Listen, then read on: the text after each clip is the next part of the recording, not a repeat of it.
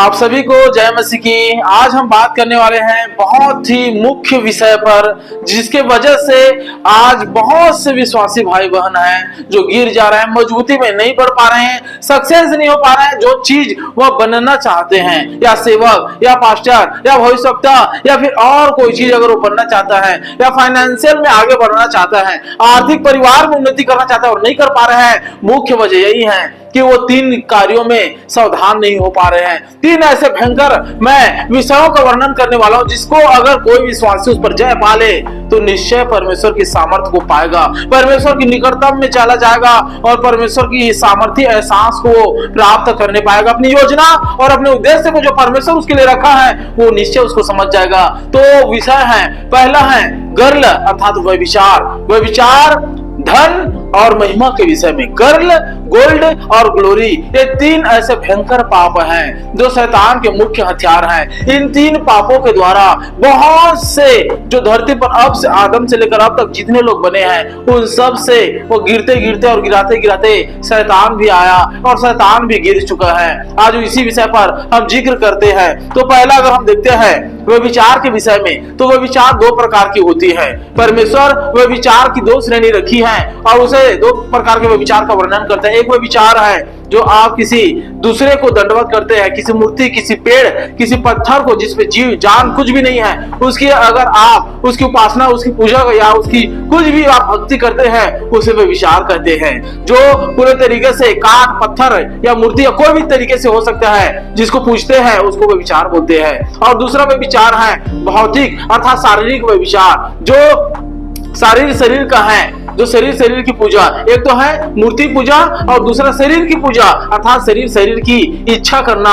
यह क्या है? ये दोनों व्यभिचार हैं, जिसे परमेश्वर व्यभिचार की श्रेणी में रखा है और यह व्यभिचार है। और जो कोई व्यक्ति ऐसे कार्य करता है वह परमेश्वर की योजना से, उद्देश्य से भटक जाता है। शैतान जो शुरू से गिरा हुआ है वह मनुष्य के सामने, हर एक विश्वासी सेवक या दास के सामने, बड़े से बड़े सेवक के सामने में उसे लाकर खड़ा कर देता है, ताकि वह अगर उसमें अगर फंसे तो निश्चय गिरेगा करके।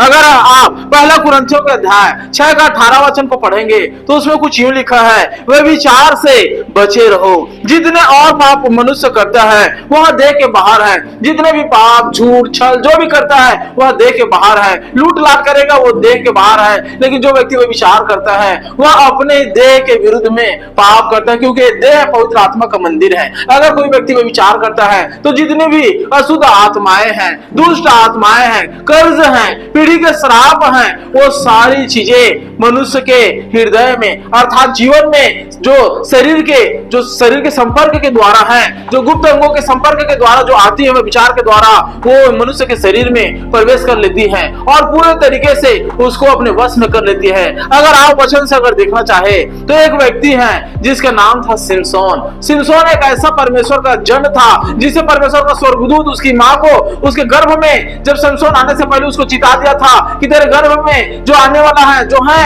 वो है परमेश्वर का नाजिर कहलाएगा। तो उसे दाख रस के दाख को भी खाने मत देना और उसके बाल को न काटना, परमेश्वर का जन रहेगा। अर्थात दाख के जो दाख होते हैं उससे जो नशा बनता है, मदिरा बनता है, उसको भी वो पीने और खाने से मना किया था। यहाँ तक उसको शुद्धता में रहने के लिए बोला था, क्योंकि स्वर्गदूत जानता था कि जो सिमसोन है उसके अंदर परमेश्वर की अथाह शक्ति आएगी और वो बड़े बड़े अद्भुत काम कर लेंगे, लेकिन उसके शरीर और उसके मन उसके वश में हो तब परमेश्वर की योजना को पूरा कर पाएगा।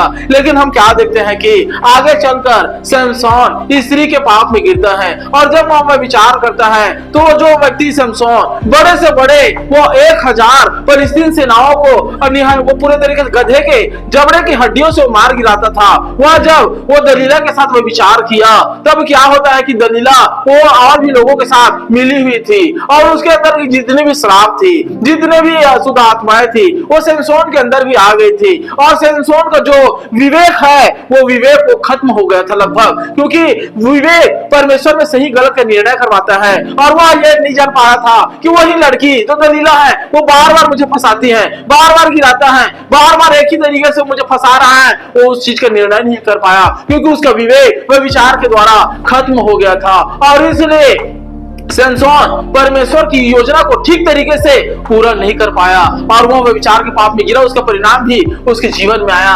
अगर आप और देखना चाहे तो परमेश्वर की प्रजा है जो इस्राएल कहलाता है, परमेश्वर की प्रजा जो इस्राएल था, अगर आप उसे देखना चाहते गिनती के 25 अध्याय को आप पढ़े, जिस इस्राएली सेना के आगे आगे परमेश्वर झंडा लिए हुए चलता था, जिसके आगे आगे अगुवाई करता था, जिसको कोई शत्रु नहीं हरा सकता था।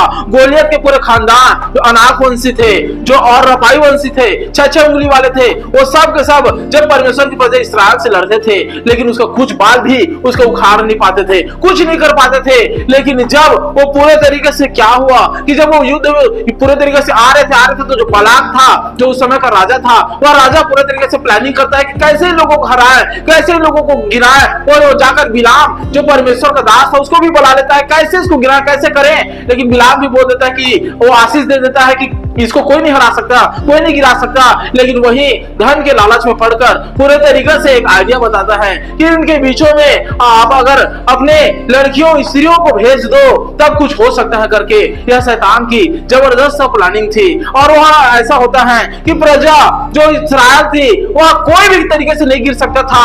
वो हर वक्त जहां जाता था वहां जीत हासिल करता था, हर काम में सक्सेस होता था। लेकिन जब उन लोगों ने स्त्रियों के चक्कर में पड़ा, वो भी अन्य जातियों की स्त्रियों के, तो इससे क्या हुआ कि जितने भी अन्य जातियों की लड़कियां थी, स्त्रियां थी, उनके अंदर जो श्राप थे, जो परमेश्वर की ओर से मिले थे, शैतान उसके अंदर में थे, वो सब उनके हार्मोन्स के द्वारा वो जो पुरुष थे, इस्राएली सेना थे, परमेश्वर के जन थे, उसके शरीर में ट्रांसफर हो गया। और परिणाम यह हुआ कि परमेश्वर अपनी प्रजा इस्राएल से नाराज हो गया और पूरे तरीके से बहुत से लोग मरना शुरू हो गए। क्योंकि जब उन स्त्रियों ने अपने बाल नामक देवता की पूजा और आराधना करना चाहा और इन अवसर पर उन लोगों ने जब हवन कुंड रखा और पूजा के अवसर रखे, तब इस्राएलियों के लोगों को भी निमंत्रण दिया और जितने भी उनके साथ वो विचार के थे वो उनके संग जानवर को जैसे बांध कर घसीट कर लेकर जाते हैं, उसी प्रकार इस्राएली प्रजा भी उन सब के पीछे पीछे जाकर वे विचार कर डाली। मेरा कहने का अर्थ यह है कि यह वे विचार अक्सर शैतान जवानों, भाइयों, बहनों, या जितने इसकी उम्र की कोई लिमिट नहीं है, हर एक लोगों के जीवन में निश्चय शैतान भेजता है परखने के लिए। लेकिन यह जो पाप है, अगर उससे आप जयवंत हो गए तो पहले पड़ाव से, जो मुख्य पड़ाव है, उससे आप पार हो जाएंगे। क्योंकि प्रकाशित वाक्य में लिखा है 18 का 3 वचन को अगर आप पढ़ लेंगे तो वहां पर भी वर्णन है, प्रकाशित वाक्य के और अध्याय में वर्णन है कि जितनों ने पाप किया है, इजबेल जो बेबीलोन है, जिसके कोप में मदिरा से, विचार के कोप में मदिरा से तमाम राजा धरती के गिर चुके, तमाम जाति धरती के गिर चुके हैं उसकी वे विचार के कोप में मदिरा से। अर्थात जितने भी धरती पर जाति मनुष्य की हैं, उन सब में से हर एक व्यक्ति जो बहुत आज व्यक्ति हैं, सभी व्यक्ति नहीं लेकिन बहुत आज व्यक्ति हैं, जो उसके कोप में मदिरा था वो विचार में कहीं न कहीं, कभी न कभी गिर चुके हैं। अब वो गिर चुके हैं तो परमेश्वर भी उन लोगों को दंड देगा, उनके लिए रखा गया है। लेकिन धन्य है जो अपने देह को क्या करता है, शुद्धता और पवित्रता में रखते हुए चलता है, क्योंकि निश्चय परमेश्वर उसके देह में वास करेगा और उसको आगे लेकर चलेगा। अब दूसरी बात है, दूसरे विषय है, आप ध्यान से सोचिएगा, समझिएगा।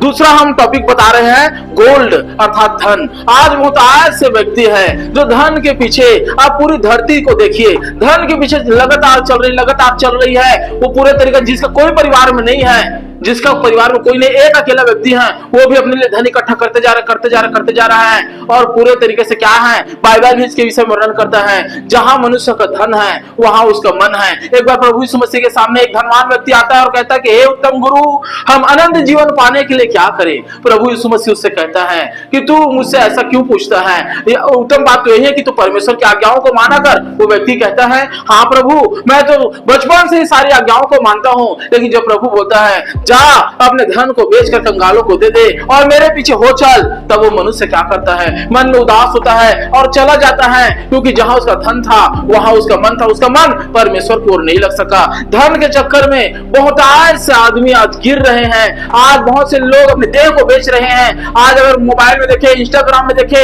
या फिर जितने फेसबुक में देखे, जितने देखे, आज धन के पीछे अपने जिस्म को, अपने शरीर को, अपनी इज्जत को, सारे चीजों को आज लोग खो दे रहे हैं। कारण है कि शैतान पूरे तरीके से धन के चक्कर में पूरे तरीके से गिराते जा रहे हैं। लेकिन धन्य है वे व्यक्ति जो प्रकाशित वाक्य में प्रभु यीशु मसीह उन लोगों के विषय में कहता कि मैं तुझे जानता हूं कि तू दरिद्र तो है, तू कंगाल तो है, लेकिन तू धनवान है। धन्य है ऐसे व्यक्ति जो धन के पीछे नहीं, जो जीवन में जितनी मिल रहा है उसमें संतुष्टि है और परमेश्वर के पीछे अपना मन लगाए हैं, क्योंकि परमेश्वर उसको कहता है धन्य है वे दरिद्र और कंगाल जिसके ऊपर परमेश्वर के मन लगा हुआ है। क्योंकि परमेश्वर कहता तुम धनवान हो और तुम पूरे तरीके से आशीष के भागी हो, क्योंकि तुमने अपने मन को धन की ओर नहीं मेरी ओर लगाया करके। इसलिए मेरे विश्वासी भाइयों, अगर आपके जीवन में अगर कोई चीजें धन के लिए परीक्षा के तौर पे आए तो उसको ठुकरा दीजिए, क्योंकि जितने आपको मिल रहा है उसमें आप संतुष्ट रहे। परमेश्वर सही तरीके से भी आपको बढ़ाएगा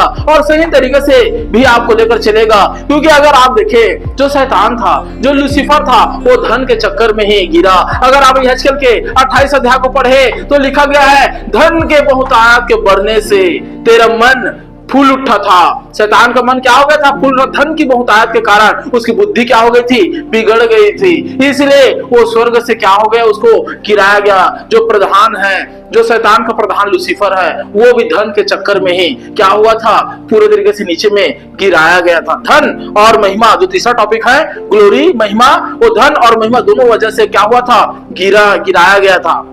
वो विचार में नहीं गिराया गया था, क्योंकि स्वर्ग में कोई स्त्रियां नहीं थी, ना उस समय कोई महिलाएं बनी हुई थी। धरती पर स्त्रियां बनी हैं और धरती पर विचार होते हैं। तो पूरे तरीके से क्या हुआ था कि वो वहां धन और महिमा के चक्कर में गिर गया था। तो धन के चक्कर में इसलिए क्योंकि परमेश्वर उसे जो देता था वो पूरे तरीके से अपने लिए इकट्ठा कर लेता था, और इसी वजह से वो क्या हो गया? गिर गया। अगर आप देखें एलीशा, जो बाइबल में राजाओं के अध्याय में आप पढ़ेंगे, एलीशा एक ऐसा जन था जिसके अंदर परमेश्वर की दुगनी सामर्थ्य थी। जो एलिया था उसकी दुगनी सामर्थ्य किसके अंदर थी? एलीशा के अंदर थी। और एलीशा की तिगनी या चौगुनी सामर्थ्य किसके अंदर आती?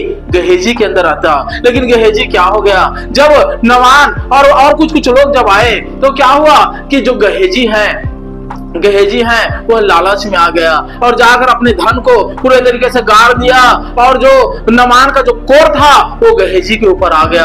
एलीशा कहता है तूने क्या किया? अभी समय नहीं है कि हम धन संपत्ति बटोरे, अभी तो समय कि हम परमेश्वर के कार्य को करें, लेकिन तूने लालच किया और छल किया और झूठ बोल दिया और तूने धन के चक्कर में मुझे धोखा दिया। इसलिए जो कोर वो नमान के अंदर में था वह तुम्हारे अंदर, तुम्हारे पीढ़ी में आ जाएगा, और ऐसे ही हो जाता है। अगर आप और ज्यादा क्लियर समझे धन के विषय में तो आप देखिए प्रभु यीशु मसीह का चेला आप और मैं इसको सोचकर भी ये क्या ऐसा महसूस होता कि अगर हमारा और किसी व्यक्ति का विश्वासी भाई होता, वो गिरता तो गिरता समझ में आता, लेकिन जो प्रभु यीशु मसीह के साथ साथ चलने वाला व्यक्ति है, जो यहूदा इस्करियोती है, उसने क्या किया?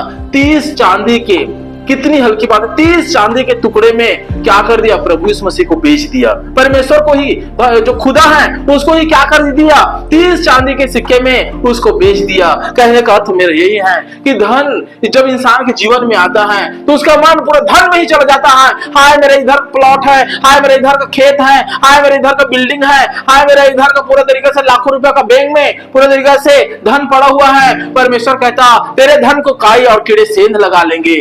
जब तू बीमार पड़ेगा तेरा धन और तेरे जो संपत्ति है कोई काम नहीं देगा। जब मैं तेरे प्राण को ले लूंगा तो जितने तूने अपने धन संपत्ति को इकट्ठा किया वो किसका होगा?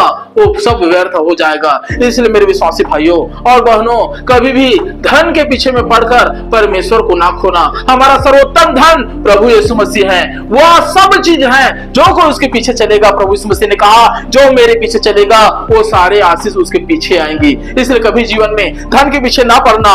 और तीसरी बात है ग्लोरी अर्थात महिमा। महिमा अर्थात पद है। आज पद के चक्कर में जो पोजीशन है उसके चक्कर में बहुत से विश्वासी पास्टर भी गिर जा रहे हैं। आज देखना जगह जगह चर्च पर क्या हो रहे हैं कि मैं अब रेवरेंट हो गया, मैं अब बिशप हो गया, मैं और हो गया, मैं उससे भी बड़ा हो गया, अब मैं क्या हो गया, अब मैं और भी बड़ा हो गया।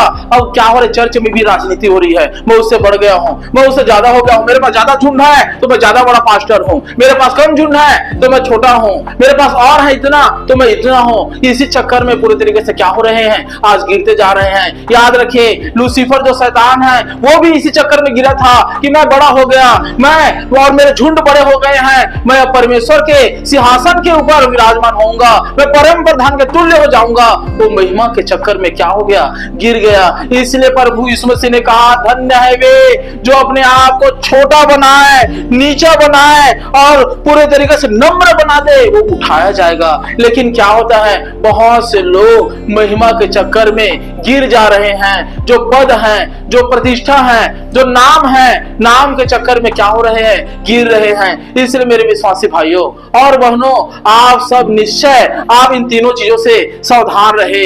आज पूरे पृथ्वी भर में शैतान इन तीनों चीजों से काम कर रहा है। वो क्या क्या है, वे विचार हैं, धन है और महिमा। इन तीनों पाप आज धरती भर के लोगों को गुमराह कर रहे हैं। और जो कोई विश्वासी भाई है और बहन है, वो इन तीनों से अगर सावधान और बचा हुआ है, परमेश्वर उसे कहता है, धन्य है तू, मैं तुम्हारा चलना, मैं तुम्हारा उठना, मैं तुम्हारा बैठना को जानता हूं, क्योंकि तूने शैतान के बीच में भी रहकर तूने परमेश्वर की महिमा की है। इसलिए मैं भी तुझे एक दिन नीचे बढ़ाऊंगा और अपने पास जीवन जल की नदिया के पास तुझे लेकर जाऊंगा और निश्चय मैं तेरी रक्षा करूंगा, मैं तेरे बाल बच्चों की, मैं तेरे हर एक चीज की क्या करूंगा, रखवाली करूंगा, परमेश्वर कहता है। इसलिए इन तीनों पापों से जो कोई भी अगर व्यभिचार में फंसे हो, या फिर धन के लालच में फंसे हो, या फिर कोई पद या प्रतिष्ठा के लालच में फंसे हैं, वो निश्चय बाहर आ जाएं। अगर आप बाहर आते हैं तो निश्चय परमेश्वर के एहसास को पाएंगे। याद रखे, एक व्यक्ति था जिसका नाम कुरनेलियुस है। कुरनेलियुस एक पलटन का वो क्या था, सूबेदार था। एक पलटन जिसमें 6000 सेना होती है, वो 6000 सेना का क्या था, वो सूबेदार था। उसके जीवन में इतने व्यस्त व्यक्ति होने के बावजूद भी एक स्वर्गदूत उसके पास जाता है और कहता है दिन के तीसरे पहर में कि हे कुरनेलियुस, जितने तूने भेंट और दान जितने भी चीजें दिए हैं, परमेश्वर की स्मरण आया है। स्वर्गदूत पूरे तरीके से भौतिकी रूप में उसके सामने जाकर खड़ा हो जाता है और पूरे तरीके से उसे दर्शन देकर कहता है कि परमेश्वर को स्मरण आया कि जो तूने काम किया। आज और आप और हमारे पास स्वर्गदूत क्यों नहीं आते, हमारे घर में स्वर्गदूत क्यों नहीं आते, हमारे दर्शन में स्वर्गदूत क्यों नहीं आते? कारण यह है कि हम इन तीनों चीजों से जयवंत नहीं पा रहे हैं। इसलिए निश्चय आप इन तीनों चीजों से जयवंत पाइए और बढ़ते जाइए। निश्चय स्वर्गदूत आपके दर्शनों में या प्रैक्टिकल में जो सामने है प्रत्यक्ष, या तो दर्शन में जो आपकी आत्मा देखती है उसमें निश्चय आएगा। क्योंकि ये दर्शन मुझे भी आया था जब मैंने स्वर्गदूत का दर्शन पाया था और कई बार पाया हूं। इसलिए निश्चय आप सब परमेश्वर में बने रहे। आज के लिए इतना ही है। परमेश्वर के वचन आप सबको सलामत रखे। और हाँ, अगर किसी को कोई प्रार्थना करवानी है, कोई वचन में पूछताछ करना है या कोई बाइबल से डिस्कस करना है, तो हमारे चैनल जितेंद्र सोनवानी जो इसी चैनल के डिस्क्रिप्शन में है, जो दूसरा चैनल है, उस पर जाकर कमेंट करें। क्योंकि निश्चय इस चैनल में बहुत सारे कमेंट आने के कारण हम उसको पढ़ नहीं पाते। उस चैनल में जाएं और निश्चय उस चैनल में आप कमेंट करें, या उस चैनल में अपने दुख या प्रार्थना या विषय या प्रॉब्लम जो भी चीजों को आप बताएं, निश्चय हम आप सबके लिए प्रार्थना करेंगे। यीशु मसीह के नाम से आमीन, आमीन।